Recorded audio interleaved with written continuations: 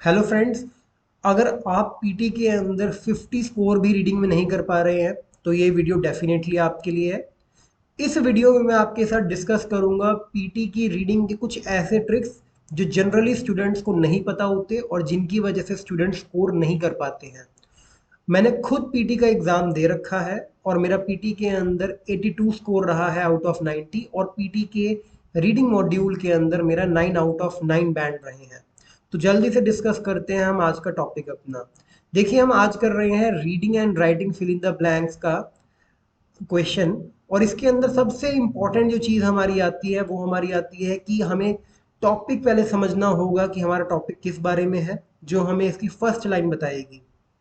तो शुरू करते हैं। Each of us is born into and raised in a particular time world. कह रहा है कि हम में से कोई भी अगर व्यक्ति पैदा हुआ है तो वो एक पर्टिकुलर समय के अंदर पैदा हुआ है। An environment with its own rhythm to which we entrain our cells. कह रहा है एक ऐसा इन्वायरमेंट जिसकी अपनी ही एक रिदम है, जिसकी अपनी ही एक चाल है, जिसके अंदर हम अपने आप को डिफाइन करते हैं। Certain cultures have related to time as a cyclic dash in which there is no pressure or future anxiety। कह रहा है कि काफी सारे कल्चर ऐसे रहे हैं जिन्होंने टाइम को एक साइक्लिक डैश माना है, जिसके अंदर हमारे पास कोई भी प्रेशर नहीं होता है और फ्यूचर को लेके हमें कोई भी दिक्कत नहीं होती है। As a cyclic phenomenon, description, deposition, superstition. Cyclic phenomenon, phenomenon का मतलब होता है कोई घटना। डिस्क्रिप्शन का मतलब होता है किसी चीज के बारे में बहुत ज्यादा डिटेल बताना। डिपोजिशन, डिपोजिशन का मतलब है किसी चीज के ऊपर किसी चीज को डिपॉजिट करना, सेट करना, जमा देना। और सुपरस्टिशन का मतलब है अंधविश्वास। तो कह रहा है कि सर काफी सारे कल्चर ऐसे आए हैं जिन्होंने समय के इस डैश को, अब आप खुद समझिए समय का क्या होगा। समय की घटना होगी या समय को हम विस्तार में बता रहे हैं, समय को किसी चीज के ऊपर डिपॉजिट कर रहे हैं, इकट्ठा कर रहे हैं, समय का अंधविश्वास है। तो समय का कम से कम अंधविश्वास तो नहीं होगा। तो यहाँ पे जो सबसे करेक्ट अगर हम सोचते हैं तो वो फिनोमिनन हमें समझ आता है कि समय का जो ये घटना चल रही है जिसके अंदर हमारे ऊपर कोई प्रेशर नहीं है या फ्यूचर के रिगार्डिंग कोई भी एंग्जाइटी नहीं है। आगे चलते हैं। The whole of existence goes around. कह रहा है कि इसी तरीके से हमारा सारा जीवन चलता रहता है। The cycle of the dash of planting and harvesting, the daily return of the sun, of birth and death. कह रहा है कि हमारा पूरा एग्जिस्टेंस ऐसे ही चलता रहता है। जो ये साइकिल है किस चीज की, डैश की, प्लांटिंग और हार्वेस्टिंग की। अब आप खुद समझिए, प्लांटिंग, प्लांटिंग का मतलब होता है पेड़ को लगाना। हार्वेस्टिंग का मतलब होता है जब फसल तैयार हो जाती है तो कटाई करना। तो इस चीज के जनरली हमारे क्या होते हैं, जैसे अगर हम बात करते हैं गेहूं की, तो गेहूं को हम प्लांट करते हैं अक्टूबर के महीने के अंदर और जब इसकी कटाई होती है वो होती है हमारी मार्च के अराउंड। तो कह रहा है इन चीजों के क्या होंगे, डेफिनेटली इनके सीजन होंगे। तो ऑप्शंस देख लेते हैं एक बार। कह रहा था cycle of the days, days का मतलब दिन, सीजन्स का मतलब वही कि हमारा एक सीजन प्लांट करने का है, एक हार्वेस्ट करने का है। अरेंजमेंट, एक चीज को दूसरी चीज के साथ अरेंज करना। और पीरियड्स, पीरियड्स का मतलब होता है एक बहुत लंबा टाइम। अब प्लांटिंग और हार्वेस्टिंग बहुत लंबा टाइम नहीं है, एक सीजन होते हैं। ठीक है, तो हमारा यहाँ पे सीजन आ जाएगा।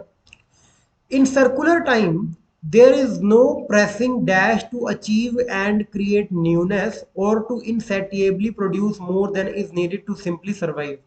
कह रहा है एक सर्कुलर टाइम में, कह रहा है एक ऐसा टाइम जब सारी चीजें अपने आप को रिपीट करेंगी, समय सर्कल में चल रहा है। There is no pressing dash, कह रहा है हमें जरूरत नहीं है to achieve and create newness, कि भाई हम हर वक्त नई चीजों के पीछे पागल रहें, नई चीजों को हम हर वक्त खोजते रहें, इस चीज की हमें जरूरत नहीं है। तो यहाँ पे हमें कोई ऐसा मीनिंग देखना है जिसका जरूरत से वर्ड लिंक होता हो। There is no pressing issue, issue का मतलब होता है दिक्कत होना, चिंता होना। भाई इशू हो गया कोई। पॉइंट, पॉइंट का मतलब एक पर्टिकुलर बात जो आपने कही है।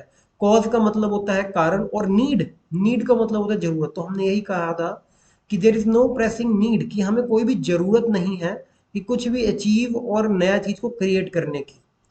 आगे देखते हैं।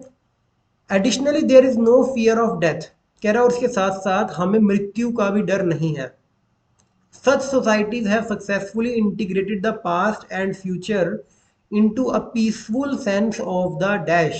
कह रहा है कि जो ऐसी सोसाइटीज हैं वो सक्सेसफुली इंटीग्रेट करती हैं, जोड़ती हैं पास्ट को भी और फ्यूचर को भी एक peaceful sense of the dash के अंदर। अब कह रहा है कि अगर कोई पर्सन ऐसा होगा जिसको ना टेंशन होगी फ्यूचर की, ना उसको अपने पास्ट की दिक्कत होगी, और वो एक, तो फिर वो एक पीसफुली कैसे रह सकता है, वो अपने प्रेजेंट के अंदर पीसफुली रह सकता है।